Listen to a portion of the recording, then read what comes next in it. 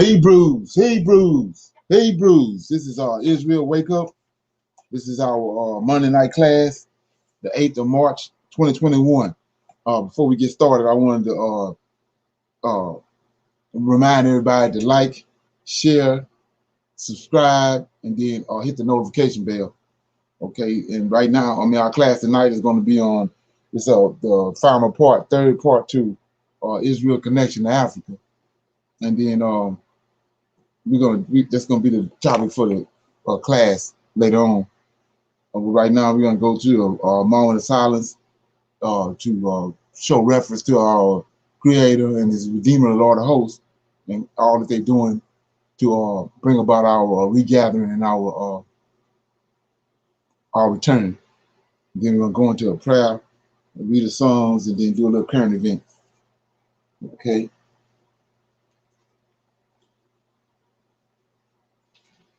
Yeah.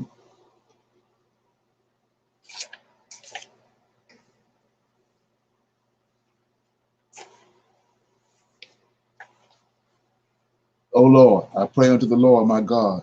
We make our confessions, O Lord, the great and dreadful God, keeping the covenant and mercy to them that love thee and to them that keep thy commandments.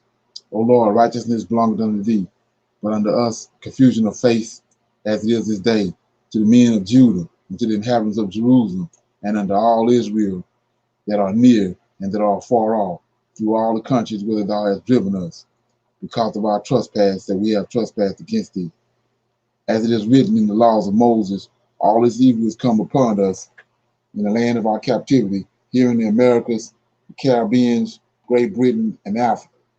O Lord, according to all thy righteousness, I beseech thee, that thine anger and thy fury be turned away from thy city Jerusalem and thy people and thy holy mountain.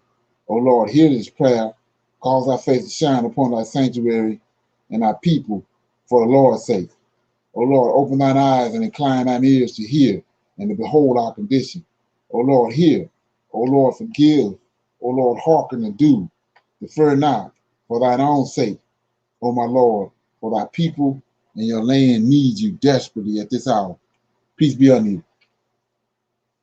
Okay, I'm going to read a little song.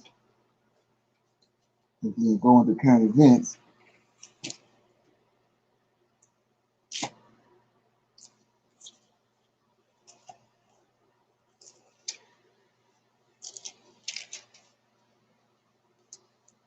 Okay, I'm going to read Psalm 94. It's how long shall the wicked triumph? O Lord God, to whom vengeance belongeth, O God, to whom vengeance belongeth, show thyself, lift up thyself, thou judge of the earth, render reward to the proud. Lord, how long shall the wicked triumph? How long shall they utter and speak hard things, and all workers of iniquity boast themselves? They break in pieces thy people, O Lord, and afflict thy heritage. They slay the widow and the stranger, and murder the fatherless.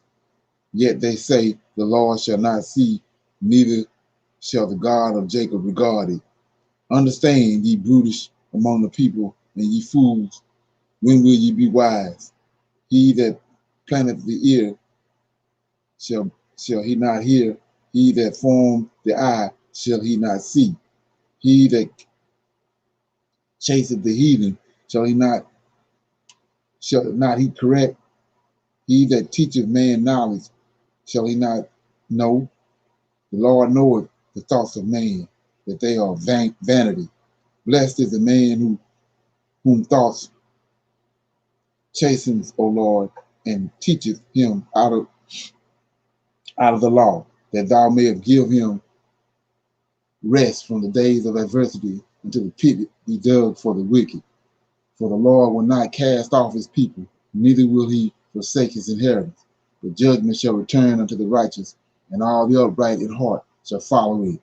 Who will raise up for me against the evildoers, or who will stand up for me against the workers of iniquity?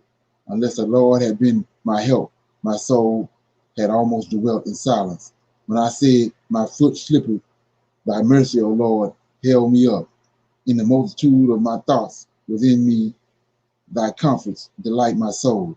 Shall the throne of iniquity have fellowship with thee, which frameth mischief by law? They gather themselves together against the soul of the righteous and condemn the innocent blood. But the Lord is my defense, and my God is the rock of my refuge.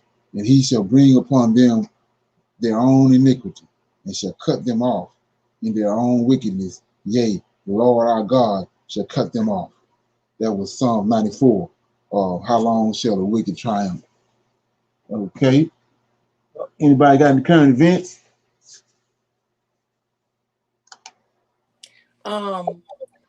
This chapter, hello, shalom, Wow. shalom. Okay. What you saying? I was getting ready to say that a statue of the black person that sailed over to America with um the first ships that came to America with Columbus. Okay. Somebody constructed a statue of this black person, and it was found in a park.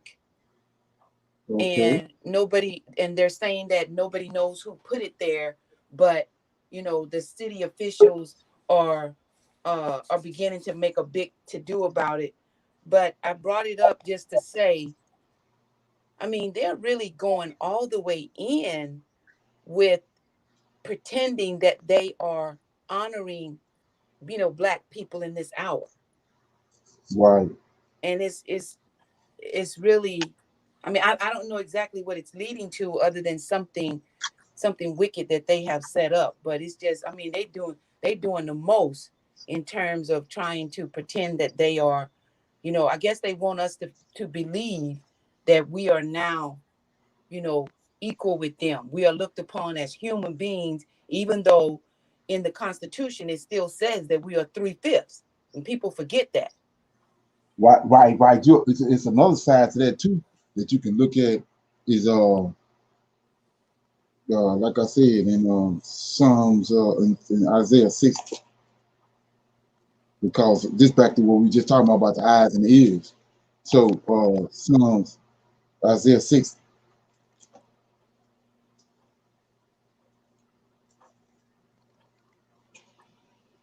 Isaiah chapter 60. Yeah. Okay. It says, I'm gonna read verse 1 says, arise, shine, for thy light is come. The glory of the Lord is risen upon thee. That's what part of what you're witnessing right here. It says, Mm-hmm. arise, shine, for thy light is come, and the glory of the Lord is risen upon thee. For behold, darkness shall cover the whole earth, gross darkness the people, but the Lord shall arise upon thee, and his glory shall be seen upon thee. And the Mm, Gentiles shall come to thy light, and the kings to the brightness of thy rise. That's what we're witnessing. That's right. back to the eyes seeing it and the ears hearing it. So then keep on going down to verse uh, 11. Therefore the gates shall be open continuously; they shall not be shut day or night, that men may bring unto thee the forces of the Gentiles, and that their kings may be brought.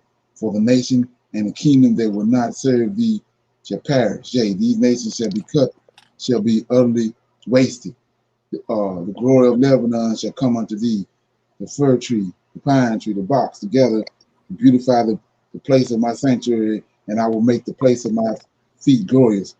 The sons also of them, look at this, the sons also of them that afflict thee shall come bending unto thee, and all they that despise thee shall bow themselves down at the soles of thy feet, and they shall call thee the city of the Lord, the Zion of the Holy One of Israel, whereas Mm, thou hast been forsaken and hated, so that no man went through thee.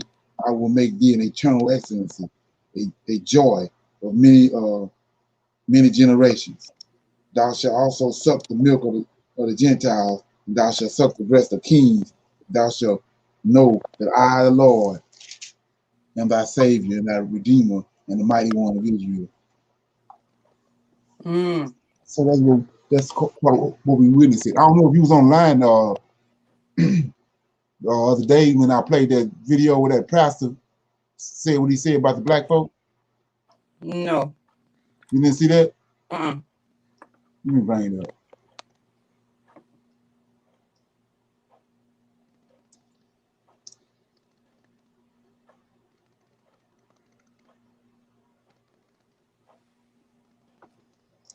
Okay.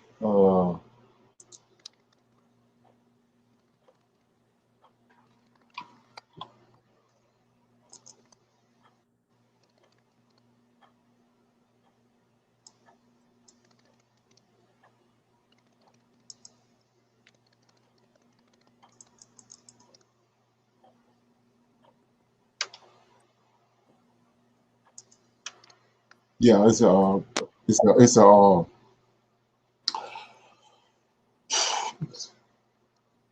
let me go ahead and do this. It's a pastor in Alabama that's telling all the people. His name Kirkpatrick. You can go video or bring it up, but he told all his congregation that if you keep on putting your mouth on the black folks, you're gonna be in trouble because they God's people. So you better get your mouth off the black folks. I played that the other day on Saturday. Okay.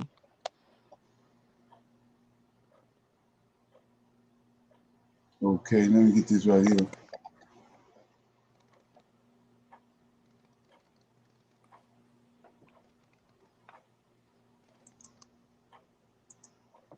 This is about what I'm getting ready to play now is what happened with Megan and Harry. Okay.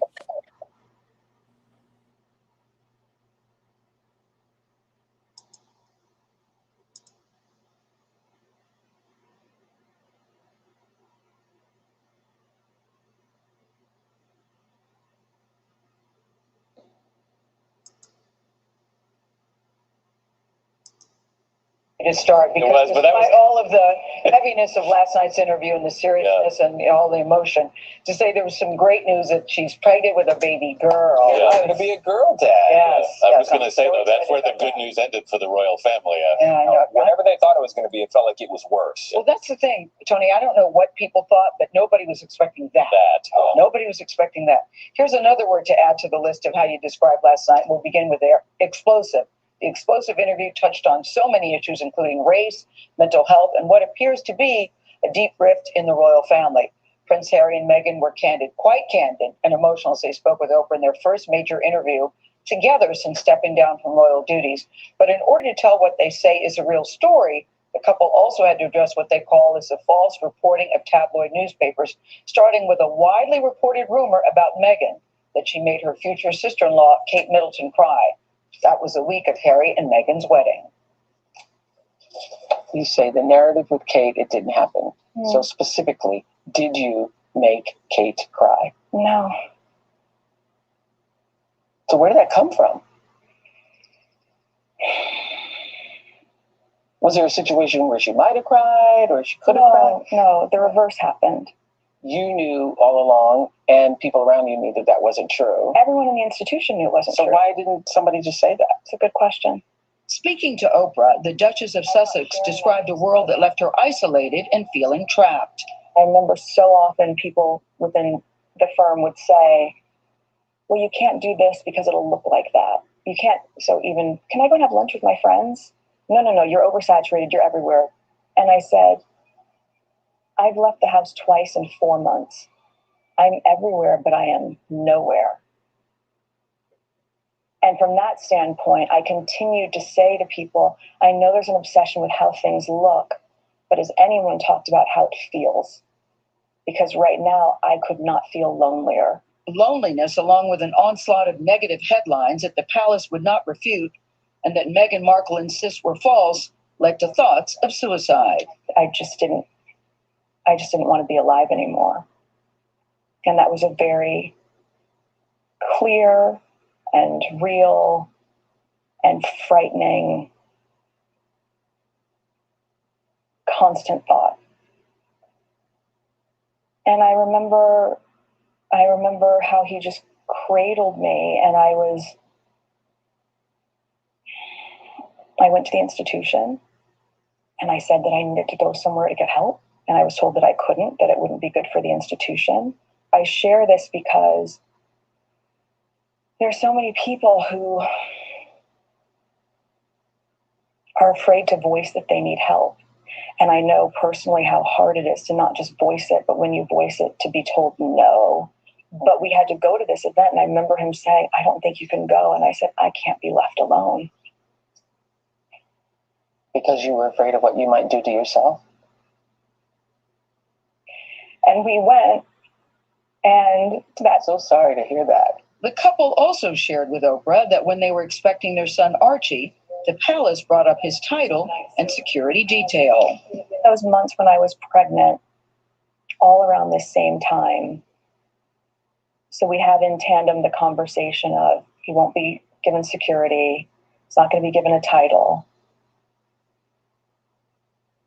And also concerns and conversations about how dark his skin might be when he's born. What? And who is having that conversation with you? What? So, there's a conversation. Hold up. There are several conversations. There's a conversation with you, with Harry, about how dark your baby is going to be? Potentially, and what that would mean or look like. That was relayed to me from Harry. Oprah asked Prince Harry about that discussion when he joined the interview. What was that conversation? That conversation I'm never going to share. But at the time it was awkward. I was a bit shocked. Can you tell? Yeah, don't forget about the mural at the Colorado airport. That's what the question was. No, I'm not comfortable sharing that. They say it was that lack of support that ultimately led them to step away from royal life. Do you think you would have left or ever stepped back were it not for Meghan? No, the answer to your question is no. You would not have. I wouldn't have been able to, because I myself was trapped. Please explain how you, Prince Harry, raised in a palace, in a life of privilege, literally a prince, how you were trapped. Trapped within the system, like the rest of my family are. My father and my brother, they are trapped. They don't get to leave. And I have huge compassion for that. Harry also revealed his family cut him off financially last year. But I've got what my mum left me. And without that, we would not have been able to do this. Okay. So, touching back on what you asked and what my mum would think of this, I think she saw it coming. And I certainly felt her presence throughout this whole process. So much to unpack there. But let's start with this. If you or someone you know is seeking mental health resources, you can call the National Alliance on Mental Illness. There's a helpline at 1-800-950-6264. I'll say it again, 1-800-950-6264. Okay, any comments? Shalom, shalom. How much of that? Okay, Leonard, so how is it that the prince of the royal family, the so-say royal family, is able to speak so candid and put such a bad light on them and still live? It's hammer time. That's what I'm saying about knowing it's obviously some up, some big, some huge getting ready to happen. And his grandfather in the hospital. Right. Queen Elizabeth's husband in the hospital. Exactly. Right. And like I said, you got to go back to that little boy that's on a mural in Colorado airport. There's a red-headed little boy. Mm-hmm. William ain't red-headed. Right. But Harry is, and look where he at now. Look where he all on the world stage, and then they their home location is going to be Africa. Oh, is it? Yeah, yeah. It's always being set up right in front of people's faces, but they're not paying attention to what's going on. So what are And you saying, Leonard? they when you understand what happened, it was in 143 BC. Israel, 143 BC was when the Israelites left. They ended up on the west coast of Africa. And so from 143 BC to 70 AD, Edomites was in Jerusalem. So this royal family, the Windsors, Queen Elizabeth and them, boast that they descended from the kings of Israel and they descended from the pharaohs. Right. Which is true. But nobody won't answer how can they say that? Because they was ruling in Jerusalem from 143 BC to 70 AD. Okay. And the 29th dynasty, the Ptolemaic dynasty, is Edomites. So that's the dynasty. So that throne that's in Great Britain is the throne that came from Jerusalem. Herod's throne. But they saying it's the throne of David, but it's not the throne of David. It's Herod's throne. Okay. The 13 families, the 13 families they always talking about, royal families in the world, come from Herod. Okay. From Spain. Mm-hmm. Yeah. Including the Rothschilds and all them? Right. They all tied to him. But the most I tell you, when Esau was born, this goes back to this what I'm saying about once you get somebody come and enlighten you, then you have to start tracking down the information. So the most I told you, Esau was born red with red hair. Right. Come on. So, like I said, when you understand what DNA is, how is he? Did something happen? Did something happen between the time Jacob was implanted and the time Esau came in the story? Somebody else it was somebody in the bush. Right. Same thing in the garden. But nobody wants to deal with that. And so she telling you right there that throne that she's sitting on say it's the throne of David. So they want to rule the world just like Hitler did. They want to rule the world for 1,000 years from Jerusalem. Yeah. So we know that Revelations is in the book, is over in New Testament. So we know that's a joke, right? Exactly. So what do we say? We say 1,000-year reign gonna happen. Right.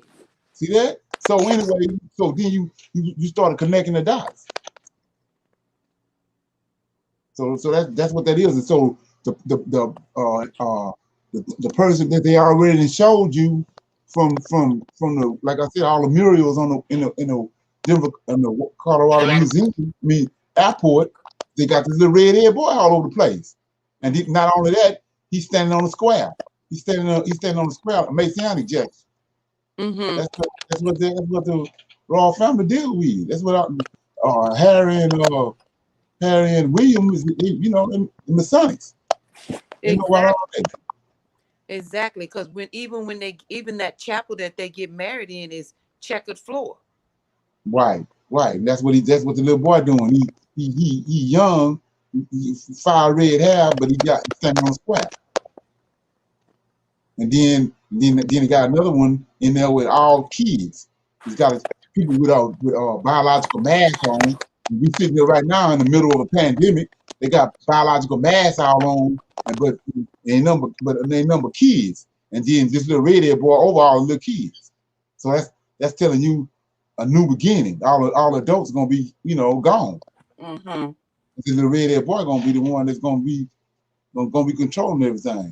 And so he's gonna carry their legacy on. Right. And then now all of a sudden we got two boys from Princess Diana set to be the next ruler. Mm-hmm. And one on redhead, being hard to figure out which one it's gonna be. Mm. And now all of a sudden, the redhead boy got at odds with everybody else, breaking all the rules, going against everything, going against the norms. Right. And on top of that, we're in the midst of a pandemic. Right. So yeah, I'm trying to, they're setting it up. It's being set up, but people not, you know, they don't have eyes to hear. I mean, eyes to see and ears to hear what's going on. Right. Yeah. So I'm just wondering, how will the redhead boy Harry rule in England if he's making his abode in Africa? Like, what are the implications? Why are they connecting him with Africa if the possibility is pointing to he's going to be the next one on the throne in England? They're moving the throne. Okay. They Wow. They want to move. They want to rule the world from Jerusalem. Oh, wow. Yeah, that's the throne that Queen Elizabeth sitting on. Got a stone up under it called a stone of destiny. They say that's the stone David, the stone of David that David used to kill Goliath with. Are you serious? Yeah. You gotta Google it. It's all right there. Go on YouTube. It's right there. It'll tell you all that. And so and then on top of that, like I said, that all the gold that's in Great Britain, all the gold, she got a golden carriage full of number of gold. That's the same gold. It's just been melted down. Right. The gold they had at Fort Knox, that's the same gold. So just for GP, the story is, you know, for the people that you know tracking the information, it was a ship. The Knights Templar went to Jerusalem. They went to the and they dug up all that. And when you go to the Dead Sea Scrolls, the Dead Sea Scrolls tell you about this copper scroll they had. This copper scroll, when before Israelites fled from their land, they had all these secret places. They hid all their gold in different places. The Knights Templar had that, and they went to Jerusalem and they got all that gold. And they had to find a way to do with it. So they brought it. They put it on the ship called Charlotte, and brought it to America. Oh, wow. Brought it to the West. So, like I said before, it's the same gold. That's what people don't understand it. So you say, what you talking about? Let's look at, give you an example of what these people in for. I mean, let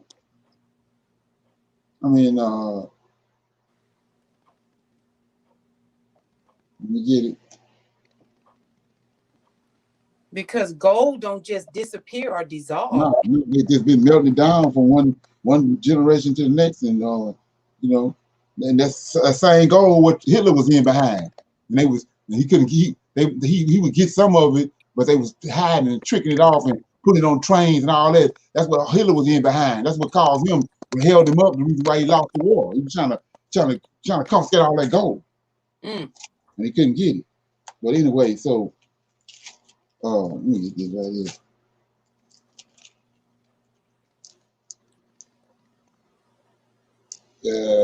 Thinking, where is it? Jeremiah. So this Belshazzar. That's in Daniel, right? Belshazzar, yeah. Daniel. No, this is in Jeremiah. Yeah, here you go. You talking about the 3 Hebrew boys? No, the guy Nebuchadnezzar's son. The Most High told them that they was going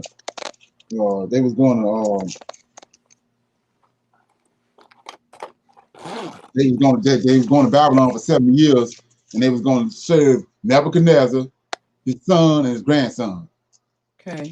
And that span of 70 years. And so his grandson was Belshazzar. So, but I don't know, I can't remember where that story was at. Okay. Let me see. Here you go. I'm in Daniel. So it says, I'm in chapter 5. It says, and King Nebuchadnezzar, King Belshazzar had a feast. Chapter 5 of Daniel. Belshazzar, the king, made a great feast to 1,000 of his lords and drank wine before them. Belshazzar, while he tested the wine, look at this. While he tested the wine, he commanded to bring the gold and the silver vessels which his father Nebuchadnezzar had taken out of the temple, which was in Jerusalem, that the king and the princes and his wives and his princes and his wives and his concubines might drink therein. See that? So this is what prompted the Most High. So it's the same gold that the David and Solomon had. They got it in Babylon now, and he goes and tell them, go get them vessels. They holy now. These vessels holy because they the cups that they use in the temple. So he said, go get them and bring them out so we can drink out of them. Wow. That's what brought the Most High. That's what brought him down. So, like I'm showing you now, gold we've been raised up and taught about in school about the Fort Knox and all that. The U.S. currency backed by gold. It's the same gold that Solomon them had, David them had. Was brought over here by the Knights Templar and all them. Saying the golden carriage you see Queen Elizabeth riding around in, that's the same gold. Right. It's just been melted down and refashioned and all that, same gold. So the Most High cold treading that gold. Right. What people don't understand. Right. So you got a double whammy coming. Yeah. Okay. Because the holy things are with wicked people. Right. But it's his gold, and he's given to his people. Okay. And they got it. So he said we're gonna leave a great substance. Like I said, it's not. When he said that he told Adam that it was 4 rivers came out in the river Pison in the land of Havilah that was gold, right? Right. He didn't say $100 bills, currency. Right. He said gold there. The gold was theirs. And so that gold is the standard of wealth. Ever since then, Most High made it the standard. So when he said we coming out in great substance, we coming out with gold. We came out with gold with Cyrus, and we came out with gold when we left Egypt. Right. And it's nothing new under the sun. Okay. Okay, thank you. Okay, so I'm gonna play this here right here. This is something that had to do with Harry too.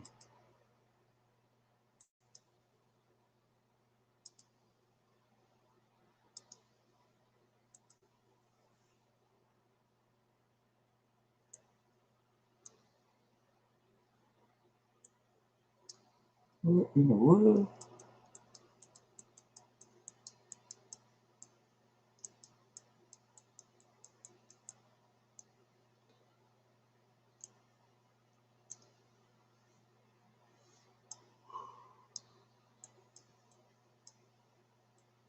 It's crazy.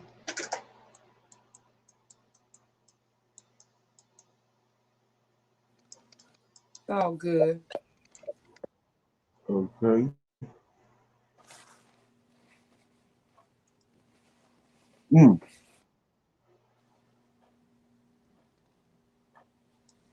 And you know why you're looking for that, Leonard? Just the mere fact that all of a sudden in America, the prime interview, is with Harry. Right. The biggest talk show guru is interviewing Harry and Meghan.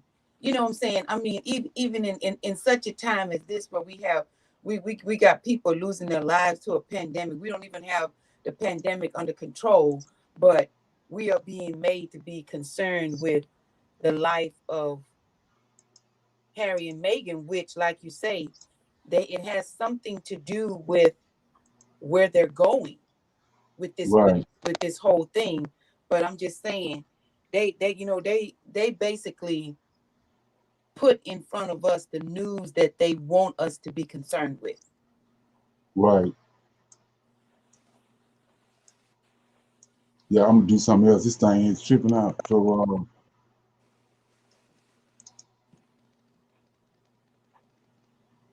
gonna play this here.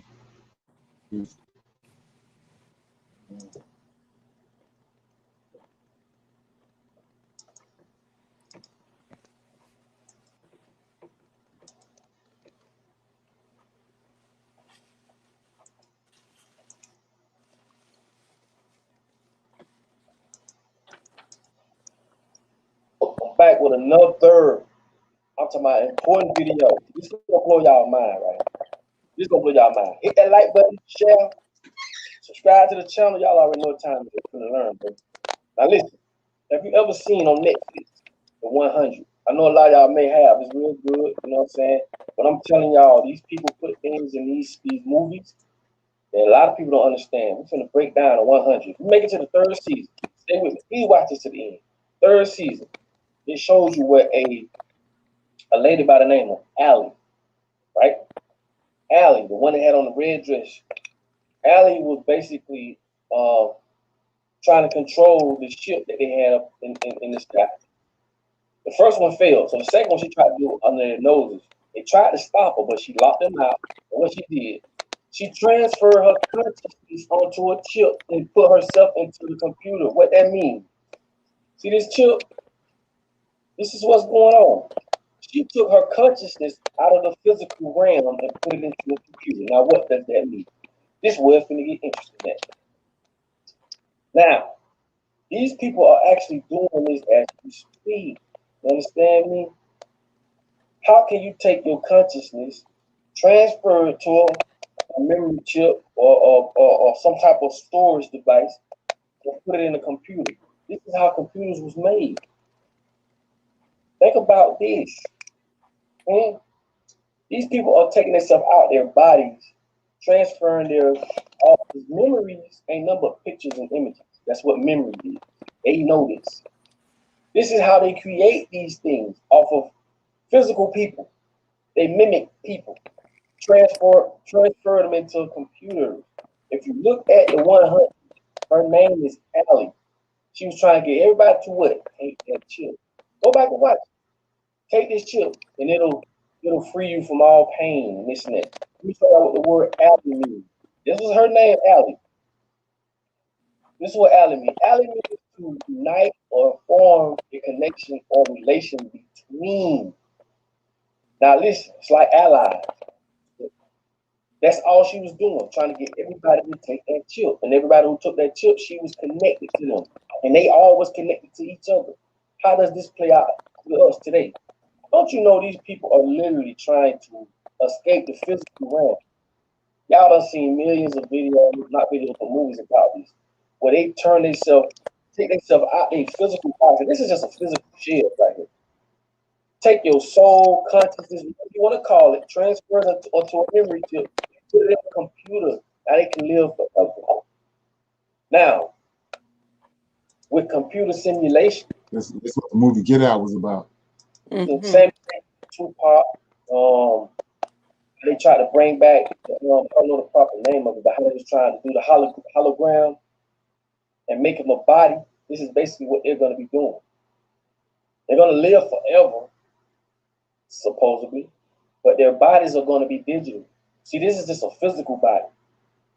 This is how much tampering these people are doing under y'all nose. And y'all think this is just, the new Snapchat filter. Don't you know they use those filters to get every pinpoint, not just in the front of your head, but on the side and in the back? Every time you do those filters, you ever heard of the deep fake? How they take celebrities and put their faces on? All they doing is getting us ready for this stuff. If you think about it, when you see movies, and pay attention to every movie, especially on Netflix, what I told you, memories are what? Images and pictures. So once you've seen this, it's in there. This is why when you go and you in court and the lawyer say something and the judge say objection, disregard that last statement. No, you can't unhear what you've heard. You can't unsee what you've seen. So when you see these things on TV, it's already there. So when it comes to you in the real, which a lot of people don't know what's real and what's fake. Anyway, you're familiar with it. I'm telling y'all, man, these people's on a whole, and I'm just scratching the surface of what I'm saying. Basically taking your consciousness, soul, whatever you want to call it, put it in the chip, sticking it in the computer, now I can talk to you. That's crazy. Once everything is connected, the cloud, I think they got the cloud. How you think they got the cloud? They want you to put all your pictures in the cloud, documents in the cloud, everything in the cloud. So what? Whenever these artificial intelligence computers, they can repair themselves. based off the information in the data that's in the cloud. It's all connected. Allie, remember Allie? She was in a red dress, and if you saw what old girl was in the was met up with the physical Allie and the digital Allie, and she was in the middle. That was a representation of good versus evil. Yeah, same thing in the Matrix. The lady in the red dress inside the Matrix. Devil versus God. Go back and look at the 300. Let me say the 100. I'm sorry, not 300. But the 100. I know y'all done seen it. Drop your comments on the bottom of this if y'all saw this. A lot of people probably didn't pay attention, but she was trying to get everybody to take that chip. What logo it had on that chip? That logo had the number 8. What does 8 mean? 8 means infinite. It never stops. It's not like a 7 where it goes and it stops. No, 8 is infinite. That means eternity. Once y'all watch these movies, pay attention to the things that they do, and it makes you think about the writers and the people that's behind this stuff. All this is for show. All this is not, it's entertaining for us, supposedly. But this is a plan for them. You understand me? It's way bigger than what you think. When I say way bigger, I mean way bigger. Yeah. Look up the words of the names that they use. Look at the symbols, the colors, all this stuff represents that. You get what I'm saying? And once she got people to take that chip, she was connected to them. You get what I'm saying? She was able to read their minds. Whatever they see, she can see. Whatever they hear, she can hear. She can tell them what to do, what not to do. She can control them. This is why this whole V scene, y'all know what I'm talking about. I don't want to say the word, but the whole V scene, they want everybody to take. This is what's gonna happen. Nanotechnology, they will be able to alter your feelings.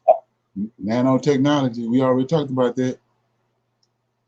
And then on smart cities, we saying right here, is tied to the smart cities. Right. Think, make you hungry, make you sick, make you this, make you, they can control you. Go back and watch the 100. Third season. And you'll see exactly what I'm talking about. And I'm just scratching the surface. Because I don't like to get so technical with people to where they don't understand. Not saying that y'all don't understand, but I just like to be very simplistic when I'm talking and try to get my message through. It's very simple. These people, right now, are transferring people's data, which is, they don't know what it is. They don't know if they call it your soul, your consciousness, whatever it is, they are transferring it to a memory chip. Right. Some type of storage device, connecting it to a computer that can talk to you. Now, all you're doing is leaving your physical body going into a computer. This is the same thing in the Matrix. You watch the movie The Matrix. When they were sitting on the table, like, their mind is in the computer frame. This is why they was able to download programs and learn it like that. He was able to learn kung fu like this. He was able to read books like this. Because it was all here. It wasn't physical. His physical body was laying here. And imagine a lot of other movies that y'all have seen that y'all ain't paying attention to. But go watch the 100. The third season. You're going to see exactly what I'm talking about. Allie. And you're going to see how she used people to use other people to get them to take that chip. And once they took that chip, they didn't even mask the name of the chip. Take this chip, and all your worries will be free. And guess what they call it? The city of light. Smart city. That's like this is like saying the city of knowledge. Because light is knowledge. That's why the little light bulb pops above the head of cartoon characters when you think of a bright idea. A bright idea. So anything dealing with light is supposed to be a representation of knowledge. So the city of light, and once you took the chip, this is what they do right up on our nose. Like, they put stuff. I couldn't even believe how, well, I can't believe it. I can't. How, they just don't hide it no more. And remember, memories are just pictures and images. It's all memory is.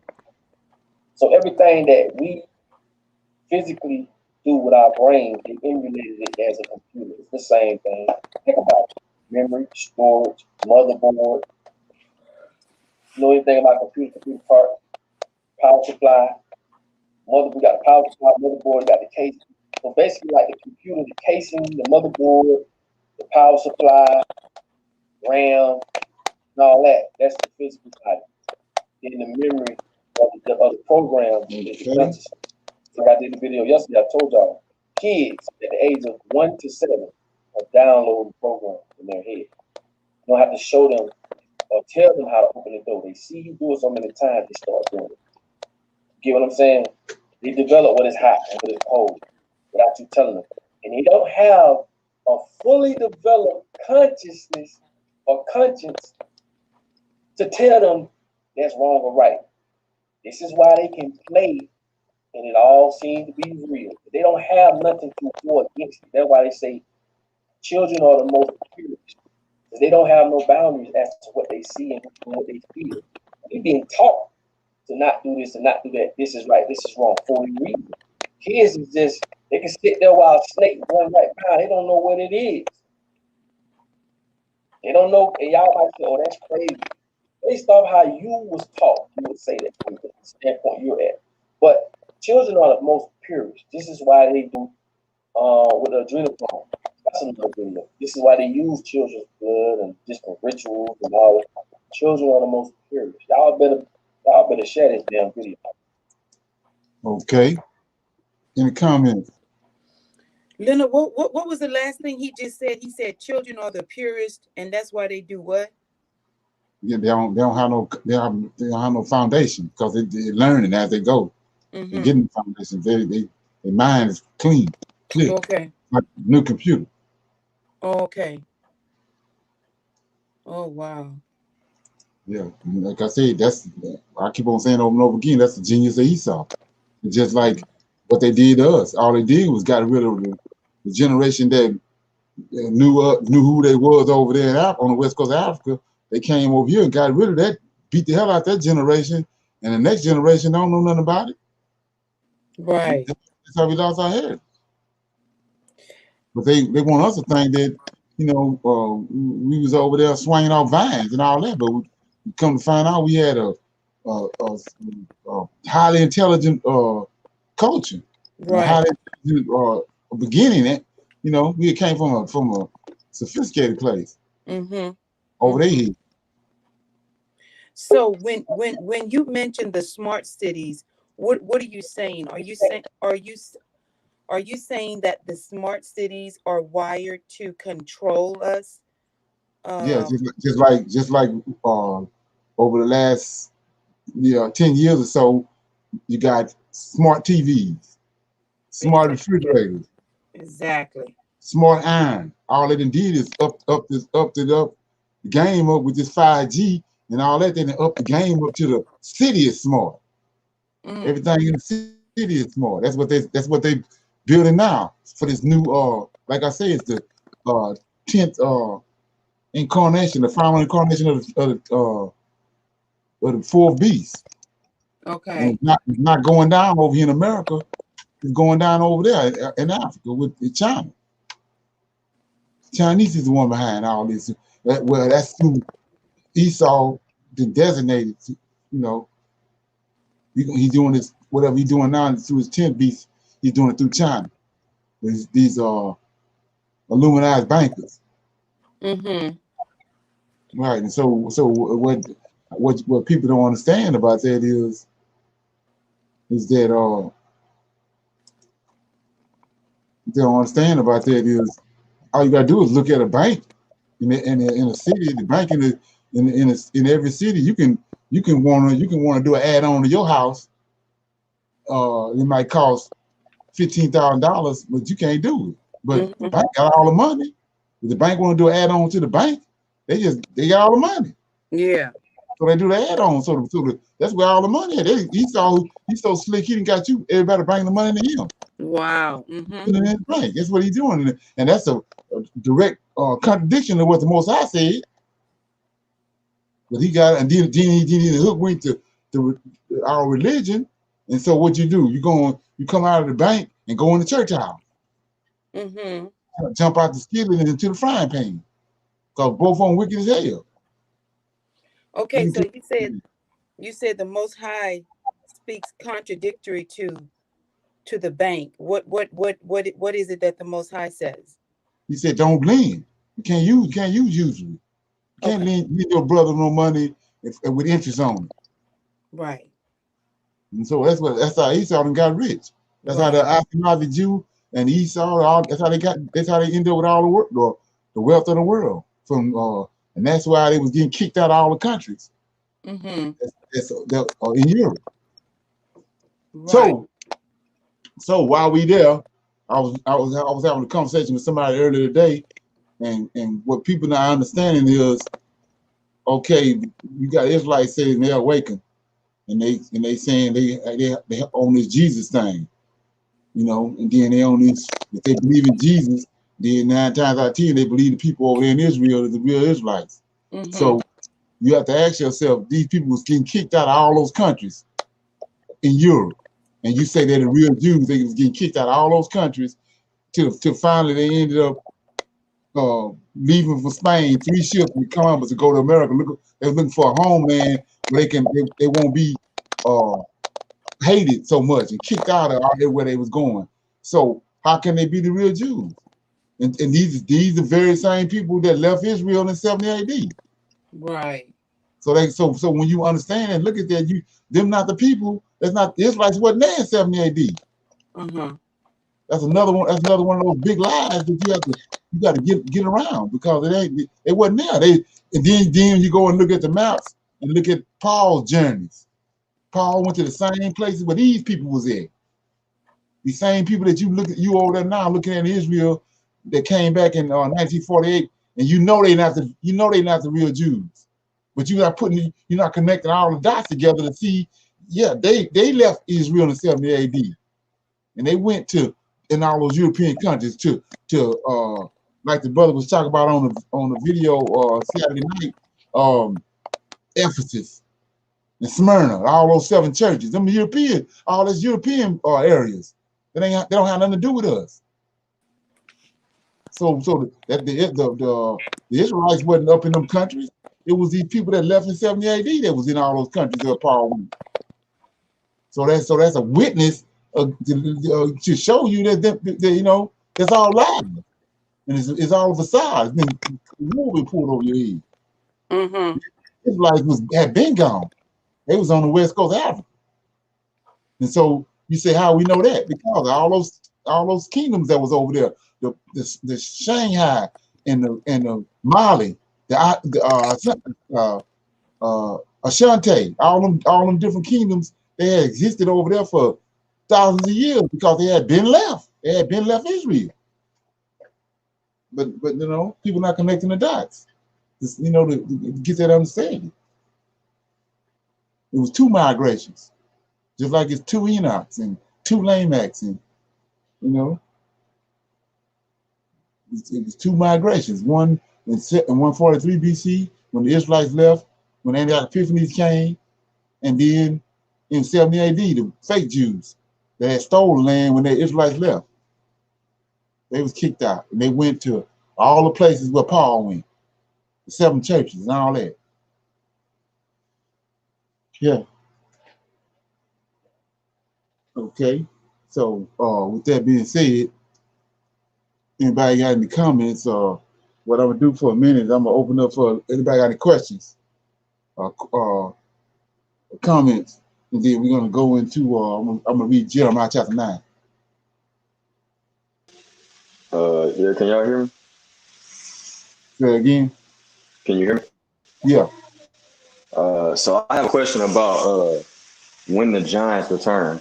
So in Joel, where it says, I know it's not on top right now, but I had a question about how I referred them to Joel, but I wanted some more insight on it for when the Lord of hosts says, you know, turn your plowshares into swords and wake up the mighty men. So I showed that, like, hey, that's showing right there that the Giants coming back. Because I was trying to like let them know about the giant DNA. It's still there. You know, the DNA is still on the earth, right? So the process of the Giants coming back, if you could expand on that. What you just read from? What you just quoted from? Yeah, let me see. Joel.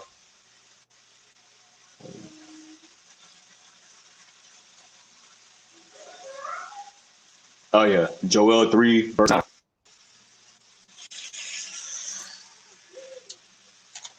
3 and 1.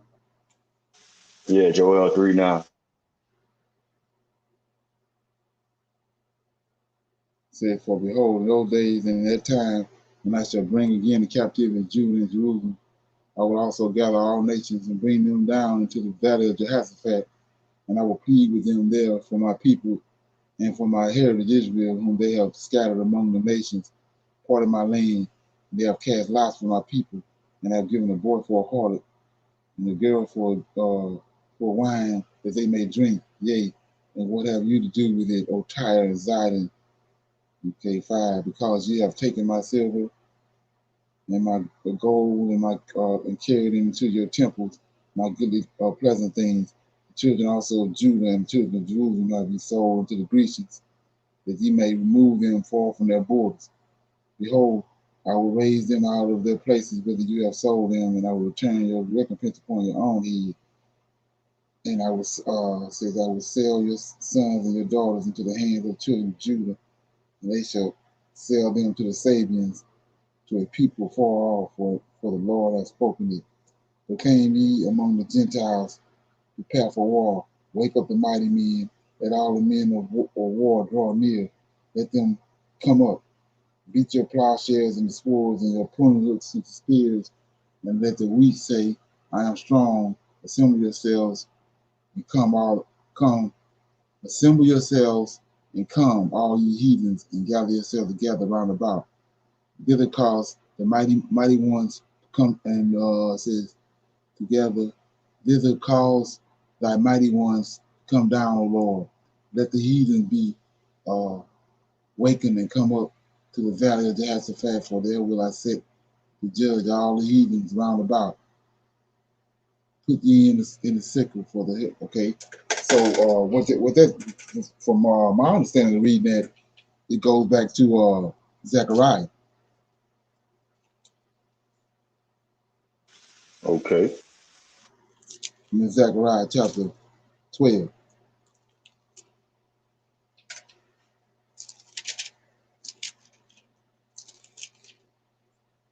So where do these giants get their height? From from the angels. Right. Because the angels tall, so their DNA is when they mate with women, that's how you get the giant. So I'm in chapter 12 of Zechariah. It's the future deliverance of Jerusalem. And it says, verse 1, the burden of the word of the Lord for Israel, says the Lord, which stretcheth forth the heavens, let the foundation of the earth, and formeth the spirit of man within him. Behold, I will make Jerusalem a cup of trembling unto all the people round about. And when they shall be in the siege against Judah and against Jerusalem, and in that day will I make Jerusalem a burdensome stone for all people. So it says the Lord. It says in that day, the Lord talking, I, the Lord, will make Jerusalem a burdensome stone for all people.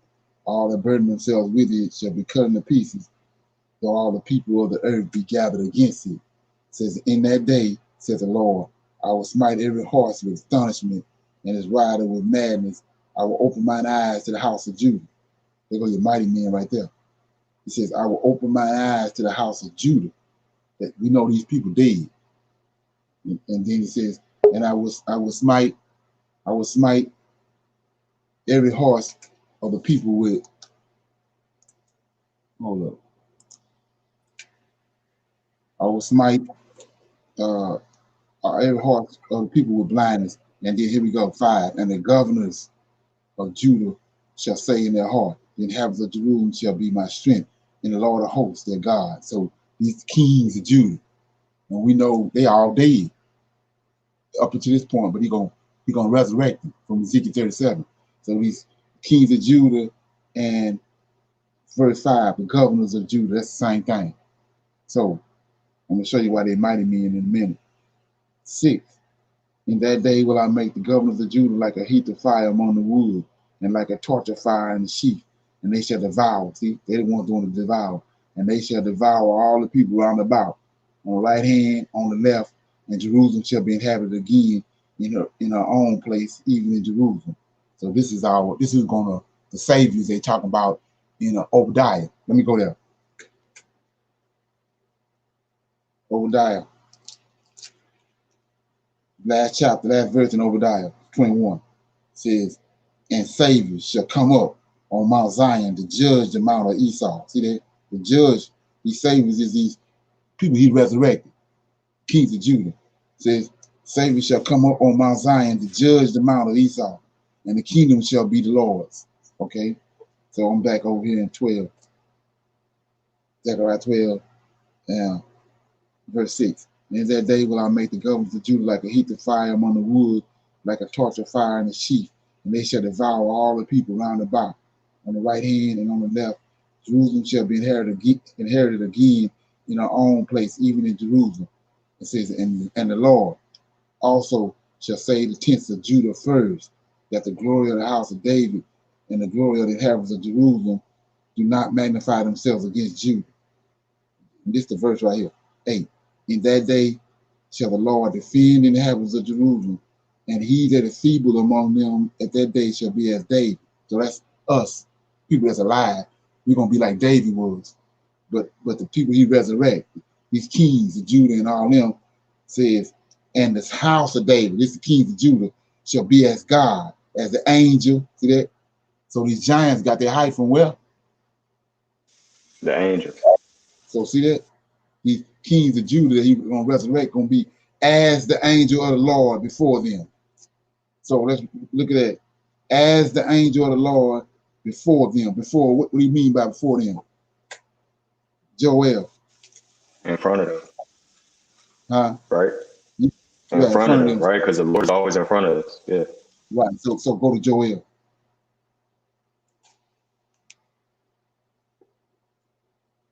Chapter 2. So a trumpet is always blown when it's time for war. So it says, blow your trumpet in Zion. Sound the alarm in my holy mountain, and let all the inhabitants of the land tremble. Why? Because these mighty men he's going to raise up out of their grave in 37. For the day of the Lord cometh, for it is nigh at hand. Day of darkness, gloominess, day of clouds and of thick darkness, as the morning spread upon the mountain. A great people and a strong, there have not been ever the like, neither shall there be any more after it, even to the year of the many generations. See that? That's them right there. 2, a day of darkness and of gloominess, a day of clouds and of thick darkness, a morning spreads upon the mountain, a great people, see that? And a strong, there has not been ever the like, neither shall any be. That's the mighty men for Israel. Go ahead. Okay. So the Nephilim themselves, the evil ones, they're not coming back. It's just our mighty men, which is really our kings that's gonna be turned. Right. That's why he's telling them, you better go beat with plowshares, but whatever you can get, you better go get it. Because when these people come, they come and shut everything down. Okay. Damn. So my example of that is what people that ain't getting their understanding is when the flood came, what the flood do? Wiped them all out. All the well, those are the tallest giants, though, right? Right. Yeah, but I'm saying that when the waters came, it wiped them out. All the wickedness that was on earth, the waters wiped it out. That's what this army gonna do. Right. So my question is, what happened to Goliath and them? Like, there were still giants. Like the Canaanites was all giants, Mizraim was all giants, and all his descendants was all giants. So what happened to all of them? Like, as far as like they're not. Of course, we still got Israelites. I guess the people that's touching 7 feet, and I guess some basketball players and stuff. But what happened to the actual Nephil, which is like the second grade giants? Like those like Goliath size. Right. So when you look at that, and like I said, go back and see how DNA will work. So first of all, when those angels came down, when they was here, they would come down. That's where they had a huge giants at, right? Right. That's the first. That's the first phase of giants that start coming. When those angels was on, when those angels was on the earth.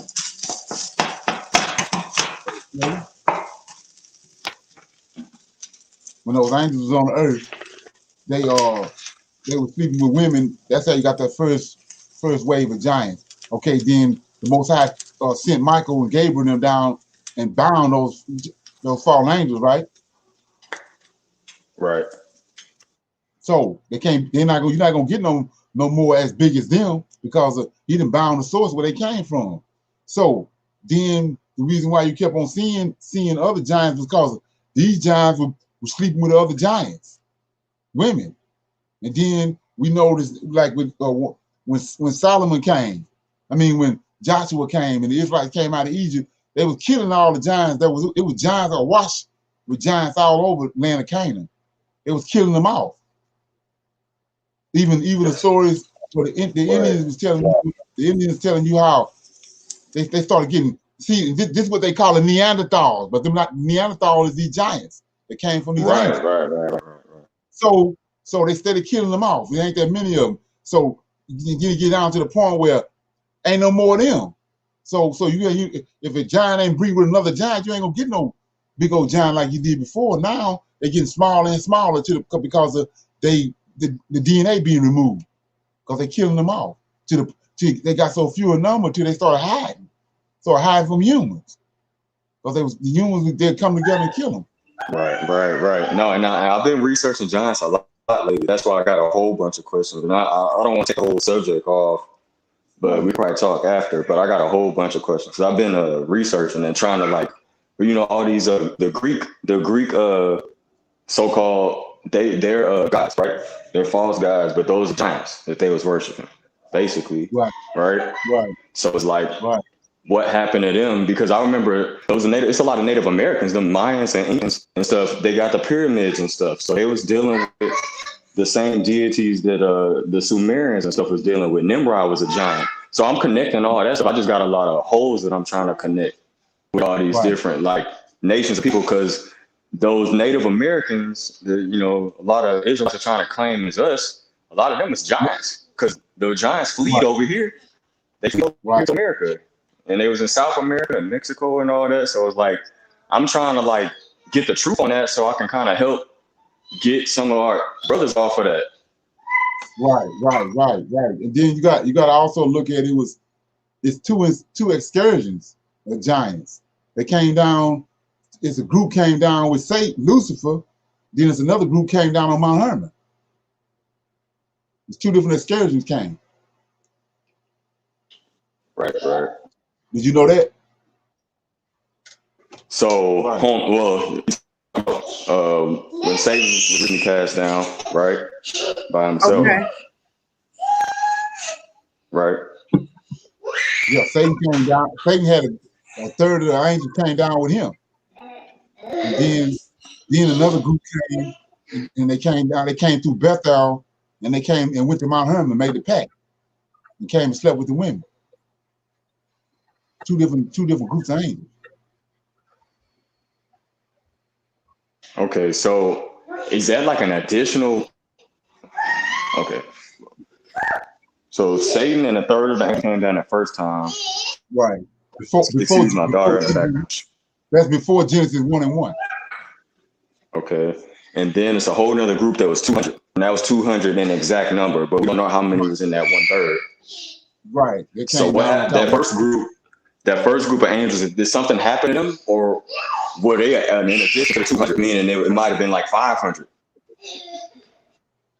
Well, but my understanding of that is, like I was saying before, when you start talking about they always talk about those Lemuria and Mu and the Atlantis, those cities. So when you stop and think about that, these angels came down, these supernatural beings, they know, the technology that we trying to find out about now, they already knew all that because that was a lot of them. There was a lot of them roles, responsibilities. Like you had angels that was over rain. And you had angels over snow, angels over these different things. They knew the molecular makeup of it. So here they done crossed and left their estate, and they down here, but they can't ascend no more. So you got these supernatural beings down there trapped on the earth. So they're only gonna be for so long. That's where those cities like Atlantis and Lemuria came from. That's where they was at until they started making these crafts, and they left the planet. That's my observation of it. They was here for a while. See what I'm saying? And then they the ones that was making all this unexplainable stuff that we see that we can't explain. That's what they was doing while they was here.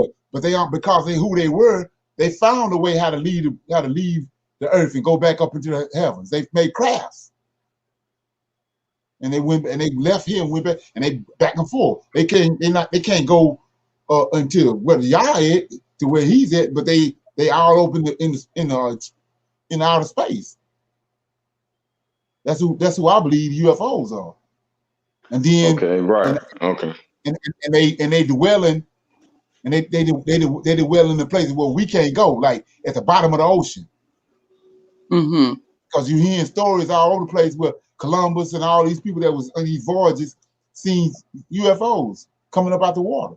So they've been existing in the places where, like I said, we can't deal with. Like, for instance, they know the earth is hollow. So they exist in all these different places. And the Loch Ness Monster. Right. Leonard, go ahead. Go ahead. Were you done, Daniel? Yeah. I mean, we probably just need to talk one-on-one, because I got a lot. I'll take the whole conversation.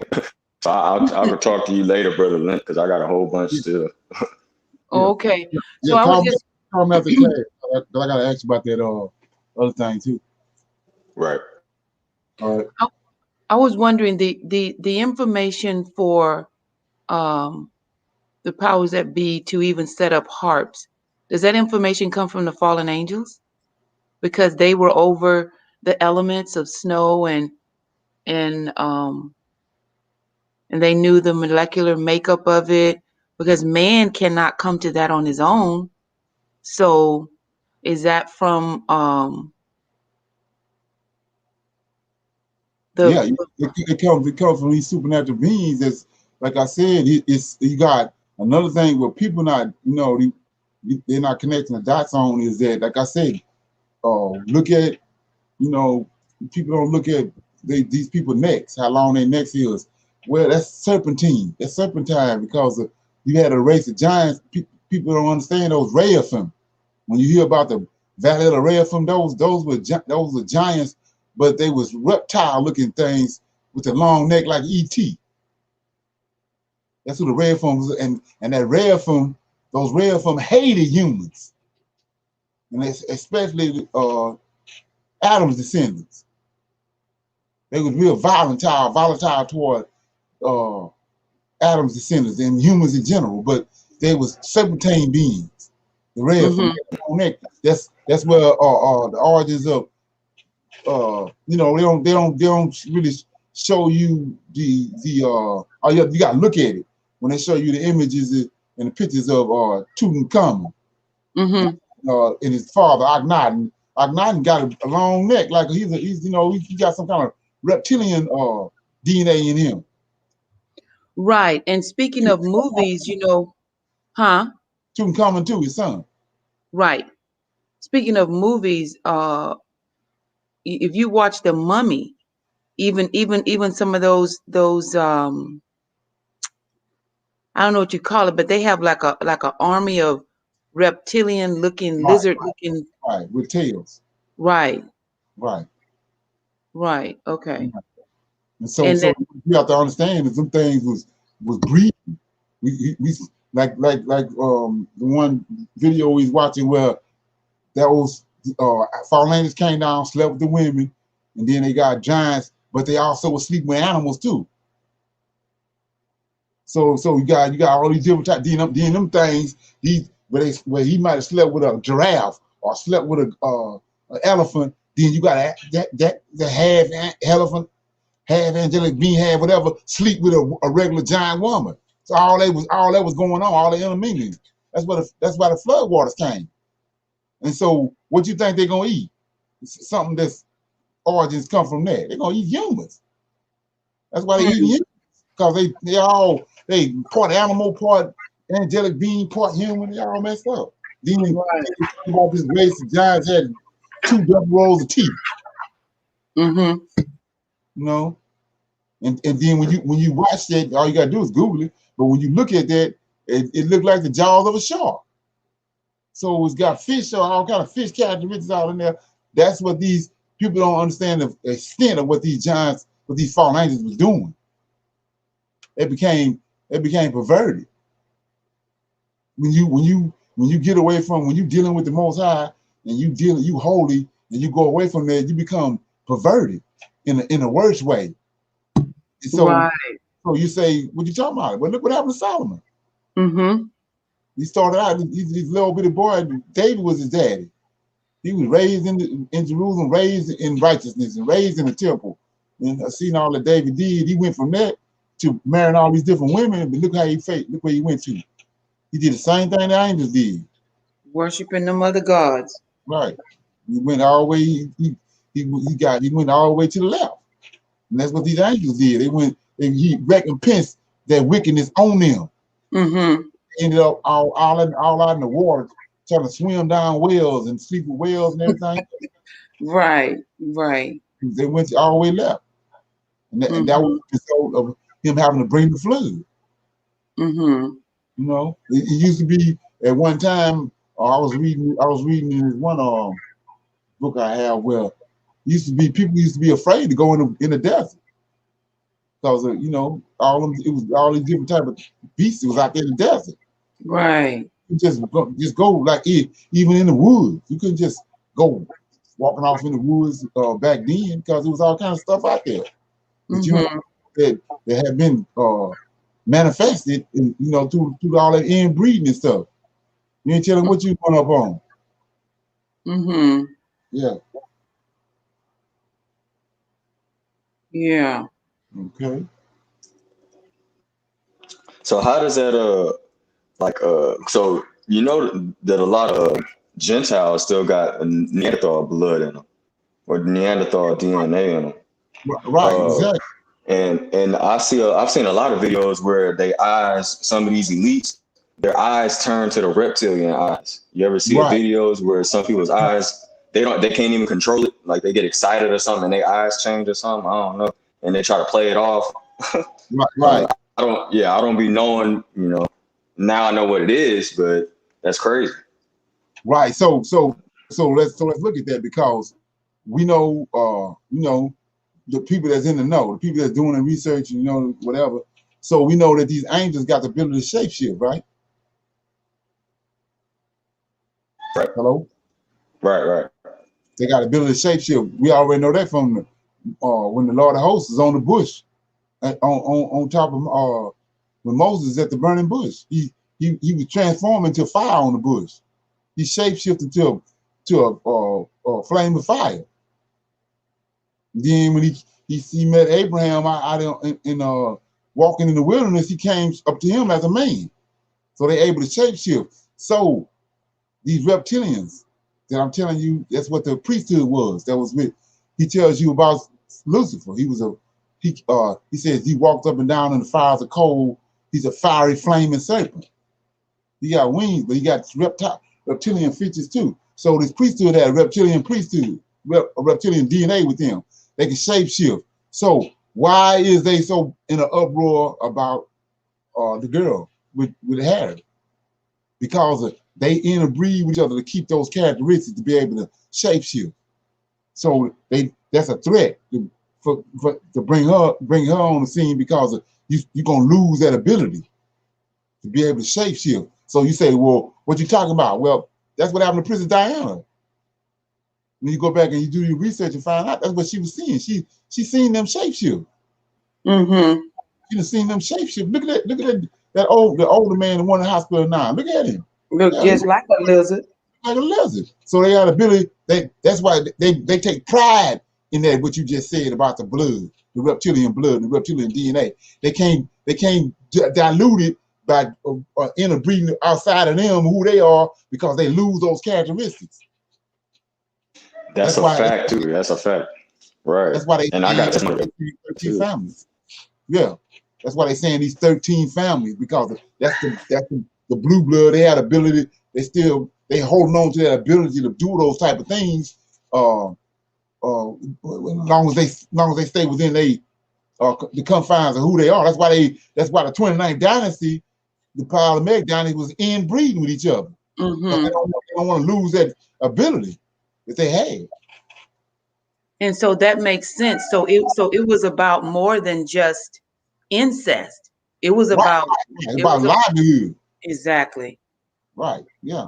And then, like I said before, if you fumbling with that, like I say, just get you some popcorn and start watching the news. Look at all them news anchors, news or female news reporters on news. Their neck so long you can't believe you missed it. Ain't no human neck. They got on they sit. It's like a snake, and their head sitting on top of it. And then, that's not where our origins. That's not where we came from. And that's what they mean by reptilian. That's what they mean by reptilian DNA. Right. So what about the adrenochrome stuff that they be doing? Adrenochrome, right? What's that? That adrenochrome stuff, them drinking blood, and them doing all this other folly, this real wicked stuff. So like that ties into them being giants, because the giants was drinking blood and eating each other, right? Right. You get that adrenochrome from it's the body. The body when a person is gets afraid, terrified, not just get afraid like you go outside and hear some leaves cracking or something and get scared. That's different. But to terrify a person, then your body puts out a certain type of chemical into the bloodstream.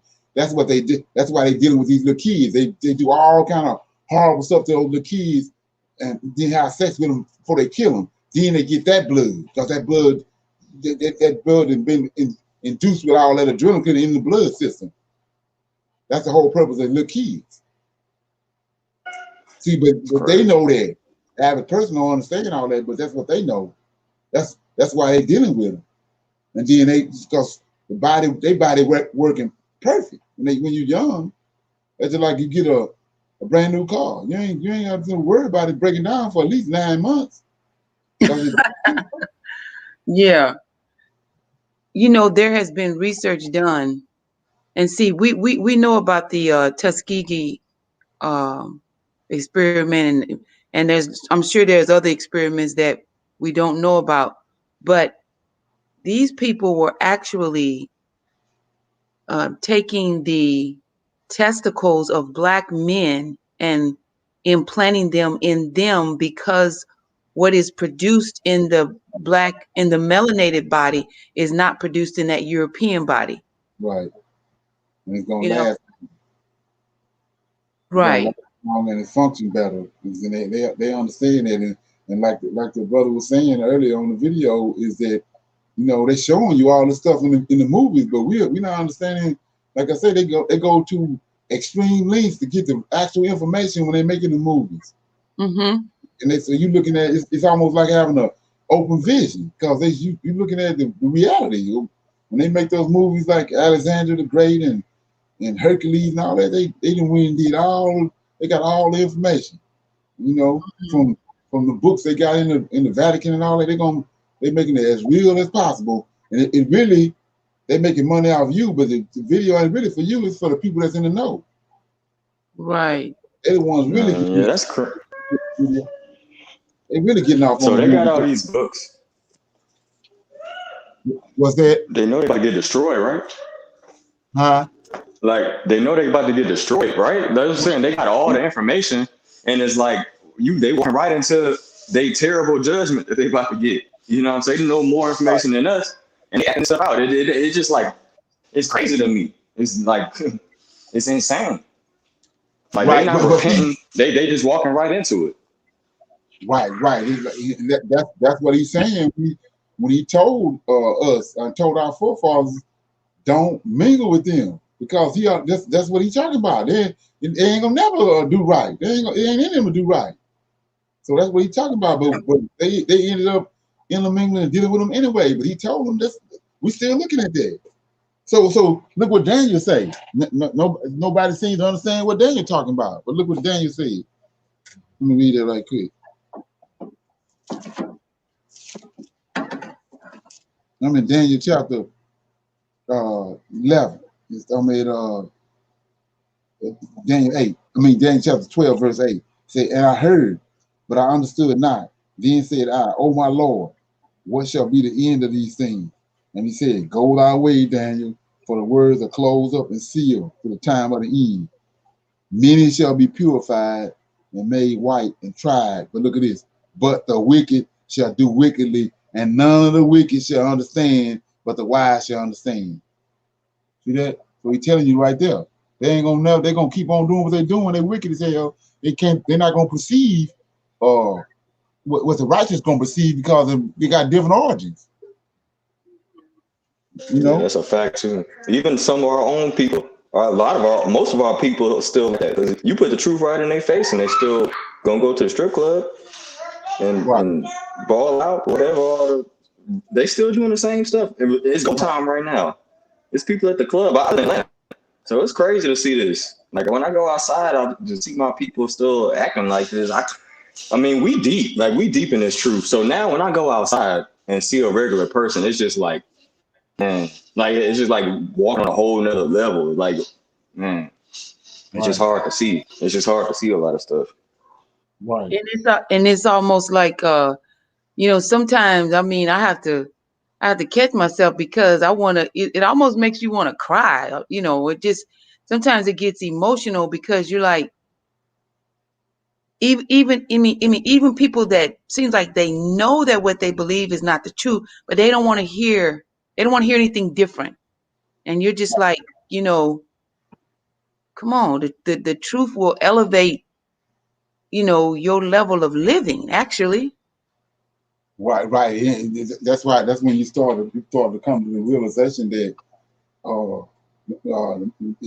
Most High, He know what's up with that person. That's why all you have to do is, it's a reason why you got the information that you got. So all you do is you disperse the information that you have, and then if it's gonna stick, it's gonna stick. If it ain't gonna stick, then it's no concern of yours.